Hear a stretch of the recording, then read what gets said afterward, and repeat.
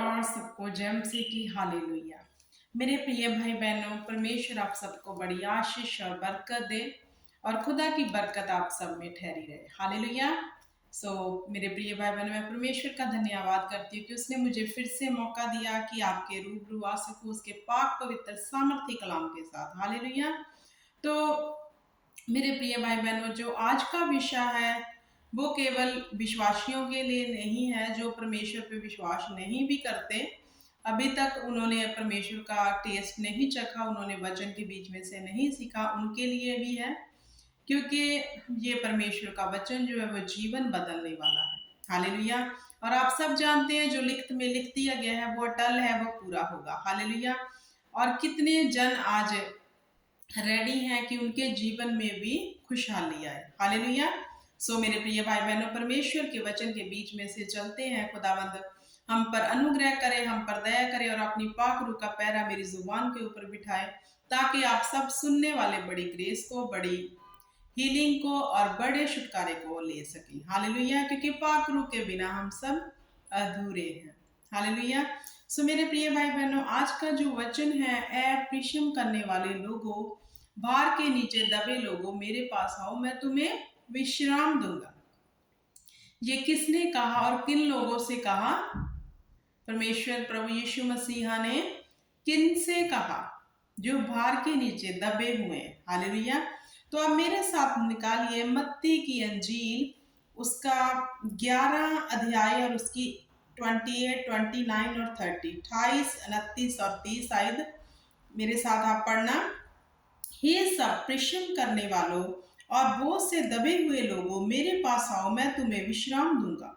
मेरा जुआ अपने ऊपर उठा लो और मुझसे सीखो, क्योंकि मैं नरम मन में दीन हूँ और तुम अपने मन में विश्राम पाओगे।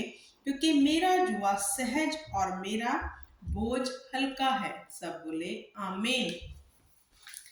तो यहाँ पे प्रभु यीशु मसीह ने ये जो पंक्तियां लिखी हैं कि ऐ परिश्रम करने वालों, बोझ के नीचे दबे लोगों, मेरे पास आओ, मैं तुम्हें विश्राम दूंगा। किन चीजों से और किन लोगों से कहा? जो बोझ के नीचे है। मेरे प्रिय भाई बहनों, कैसे बोझ? कर्जे का, दुखों का, क्लेश का, लाइफ में कुछ भी सही नहीं है। जैसे जो लोग परमेश्वर पे विश्वास करते हैं उन्होंने छुटकारा पा लिया होगा, क्योंकि खुदा पे भरोसा करने वाले कभी भी बेसहारा नहीं रहते, क्योंकि उनका बोझ जो है वो यहोवा ने उठा लिया। हालेलुया। तो भार के नीचे दबे लोगों को हमें संदेश देना है। जो परिश्रम कर रहे हैं, अपनी लाइफ में संघर्ष कर रहे हैं, उनको हमें ये सच का संदेश देना है कि ऐ परिश्रम करने वालों, आओ, प्रभु यीशु के पास आओ, वो तुम्हें विश्राम देगा। मीन्स वो तुम्हें इन चीजों से निकाल देगा। हालेलुया। ये अथॉरिटी सिर्फ और सिर्फ प्रभु यीशु मसीहा के पास है। हालेलुया। हम भी मेरे प्रिय भाई बहनों, अगर हम अपनी बैक लाइफ देखें, जब हमने परमेश्वर को नहीं जाना था तो हम भी बोझ के नीचे थे, टेंशन थी, बहुत सारा संघर्ष था, कुछ भी पता नहीं था क्या होगा। लेकिन अब हमें खुदावंद ने अपनी शांति से भर दिया। हाँ, प्रभु यीशु मसीहा ने हमें सच्ची शांति दे दी। हालेलुया। हमारा सारा बोझ ले लिया। अभी हमें कोई भी ऐसा प्रश्न नहीं है कि हम आगे क्या करेंगे, क्योंकि खुदावंद ने कहा तो कल की चिंता मत कर। हालेलुया। तो ये वचन हमें सिखाता है कि खुदावंद उन लोगों को पुकार रहे हैं जो बीमारी के बिस्तर में पड़े हैं, जो दुखों में है, जो क्लेशों में है, जो बहुत सारी चिंताओं में है। तो उन्हें मैं कहती हूँ, परमेश्वर की ओर से इनवाइट करती हूँ कि आओ, एक बार परमेश्वर के घर आओ, उसके वचन को सुनो, उसके पाक कलाम को सुनो, तो देखो आपकी चिंताएं कैसी चली जाएंगी। क्योंकि अब हमने जब परमेश्वर का टेस्ट चख लिया है, तो अगर कोई भी ऐसी सिचुएशन सामने आए तो खुदावंद कहता है मत डर। तो हमें एक माँ की गोद जैसी तसल्ली मिलती है कि नहीं, हमारा परमेश्वर हमारे साथ है, वो हमें ऐसी चीजों में पड़ने नहीं देगा। हालेलुया। अब सारी चिंताएं हमारी क्या है, खत्म हो गई हैं। हम एक पीस में चले गए, एक वंडरफुल लाइफ में एंट्री कर चुके हैं, जहां कोई चिंता नहीं है। हालेलुया। क्योंकि खुदा के कलाम पे भरोसा रखने वाले चिंताएं नहीं बल्कि परमेश्वर के राज्य को बढ़ाने के काम कर रहे हैं, आनंद से, जॉय से, क्योंकि उसने हमें अपना आत्मा दे दिया। हालेलुया। जो हमें आनंद देता है, जॉय देता है, शांति देता है, धीरजता देता है, दयालगी देता है, नरमाई देता है, संयम देता है, और हम भलाई कर रहे हैं। हालेलुया। कैसे?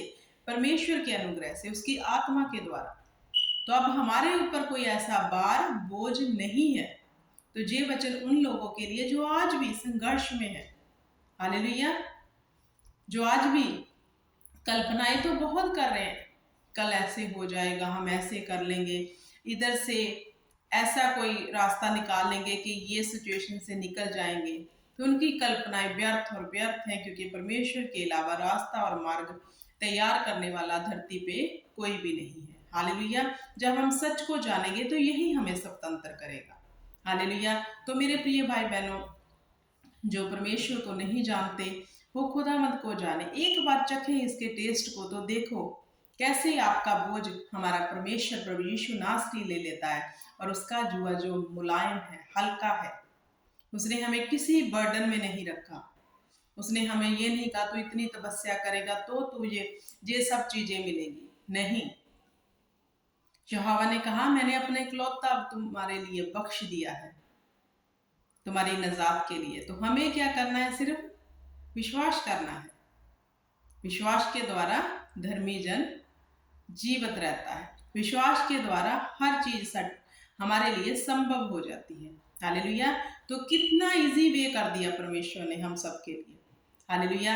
तो मेरे प्रिय भाई बहनों, अगर आपने परमेश्वर का टेस्ट चखा हुआ है, इन चीजों से बाहर निकल आए, निजात को पा लिया है, तो जाओ, ये जो वचन है मत्ती 11 उसकी 28, 29 और 30, भार के दबे हुए लोगों मेरे पास आओ, मैं तुम्हें विश्राम दूंगा।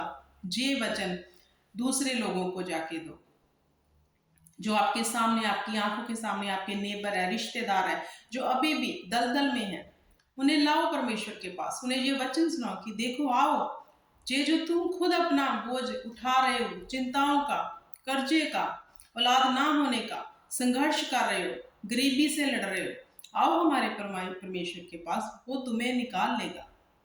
हालेलुया। उन्हें ये संदेश दो मेरे प्रिय भाई बहनों, ये सच का संदेश है। हालेलुया। तो सच को हम हाइड करके तो नहीं रख सकते ना, क्योंकि सच्चाई कभी छुपाई नहीं जाती। हालेलुया।